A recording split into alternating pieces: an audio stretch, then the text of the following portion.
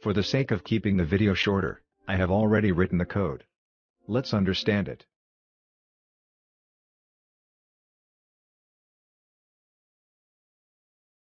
On the fifth line, we have a study function.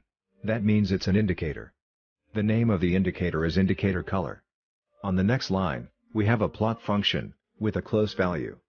And to color this, we have used the color attribute which has the value color.green.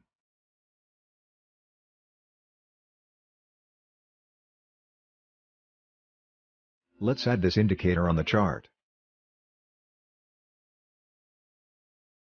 Here you can see, the color of the indicator is green. Now, let's change the color. I'll change it to orange.